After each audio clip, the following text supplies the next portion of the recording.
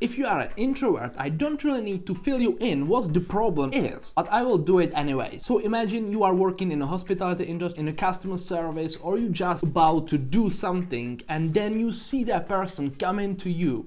That Karen type of person, but you don't know that until you start talking to them, of course. At the moment you greet each other, you know there is something wrong. And when you are a quieter person, insecure person, or introvert, your heart will stop for a moment and you don't know what to do because you feel like you are going to get kicked at that very moment. But don't worry, there is something you can do, something quite effective what to do. And I, as an introvert, I'm using that quite a lot and it works well. I have also taught it to a couple of people and they are using it quite masterly as well. So don't worry, if you will do these things, you will find that these people do not have so much power over you anymore. Hi everybody, I'm Martin Semerad. I'm a communication, behavior, body language enthusiast. I love talking about that. I love teaching that. In this channel, I'm talking about it, so just welcome here. And there is an ebook that I have written. You may want to check that out. Down in the description, there is a link to download it. It's for free, so don't worry about it.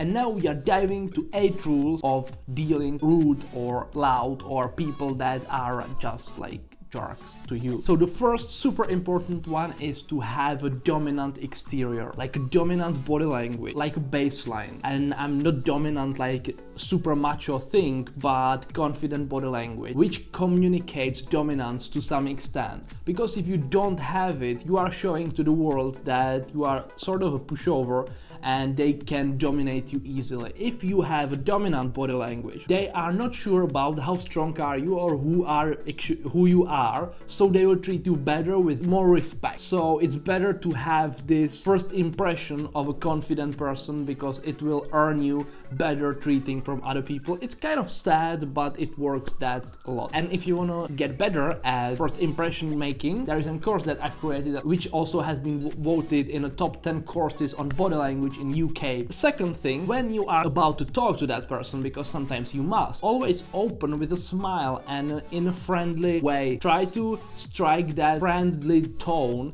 and try to see whether they are catching up on that friendliness, or when they are these negative carny type of people, they will let you know about themselves, so don't worry about it. Which brings us to the third point. Always observe their reaction to your greeting and try to accommodate to their style with a little bit upbeat perspective, or how to say it. So when they are neutral, be neutral as well. Don't show overly positive expressions, don't show overly negative expressions to them. So be neutral, but incline a little bit more to positivity. So you give them like another chance to match your style of communication. Because when you are talking to someone, you want to be on a similar level of energy, so you are communicating in the same language. It's like tit for tat. It works basically that way, and that is also the most effective way how to treat people, simply said. And when they are still negative after that second test, drop your smile, don't have that positive upbeat, and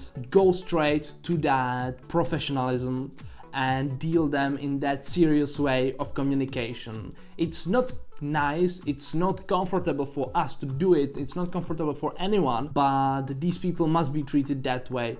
Because we are getting to the point number 4, never show your weaknesses. And a weakness is counted as something that is given away that they are dominating you or they are stressing you. So for example, it's a stress reaction. When you are smiling too much, it means that you are stressed. When you are smiling, when the other person is not smiling, it means that you are trying too hard and you are coming across as a lower in a position, and you can't let that happen when you need to treat that person somehow. So you always must be on the same level at least, or better for you to be a little bit higher than the person that is like trying to push you over to them. So never show your weakness because it diminishes your position and it involves over explaining things, over apologizing, slouching, and smiling way too much, or excessive stress reactions. It's natural for you that you will have some of them. You can't hide them, but try your best not to express them. Try to put that professional decorum. Try to block it in your mind for that fight that you are having at that moment, and deal that thing in that professional decorum. And when the person leaves, you can like just go down and cry or whatever you feel like doing, or shout, or like, punch something just to ventilate this stuff. But you must never do it in front of that person, because whenever a person sees that they are affecting you in a negative way, they are influencing to someone, they are having power over you, they will notice that it's possible and they will want more. They will destroy you at that very moment. I'm metaphorically speaking, of course, but you can never show them that they have power over you, even if it's true. It's like the game that we are playing as a human beings. Treating the other person with respect. Never be rude to them, never be offensive to them, because rarely it is personal. So try to keep it on that level of solving that matter, why the person is like that, which brings us to another point. Always try to cut that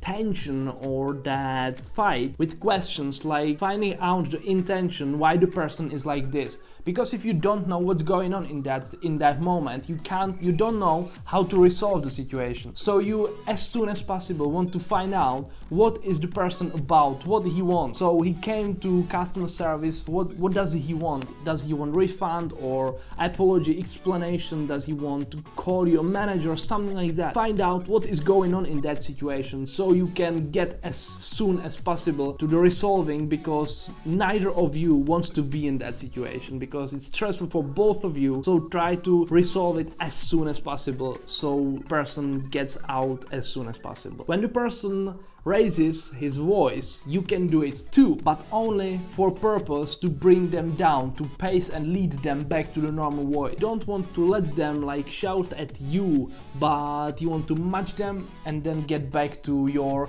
natural state, to that professionalism. Because like when you are changing too much, there is a less space where you can communicate. So when he starts shouting, you can rise there too, but then lead them back down. Because when they will be rising, there is no chance for you at that moment that you will communicate something, because you are on a very different energy levels, and it just doesn't work in communication effectively. Like you would have to kill that person, or strangle that person, so you like get them calm down. So it's better to catch those beginning phases, so match them and pace them, and it will be good. And there is a big thing which I can't cover fully in the video because it's too long. I'm making a course on that as well.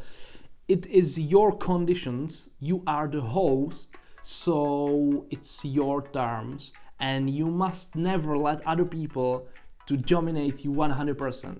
No matter whether you are at work and you are in customer service, you must never let them rule you 100%, or whether you are on a personal life and someone is trying to be rude to you or like overpower you, must never let them do it. You still must be rooted in your confidence, in your dominance, in your personality, in your significance. And with that said, we are getting to the end of the video. I hope you have enjoyed that, and if you did, please like the video, share the video, and if you want to meet me here like regularly, please subscribe to the channel, and I will be here every Wednesday meeting you and talking about stuff we talk right now, and some analysis and some more about introvertism and a confidence building, which will be very satisfying for me and hopefully for you as well. So see you next time, guys. Bye.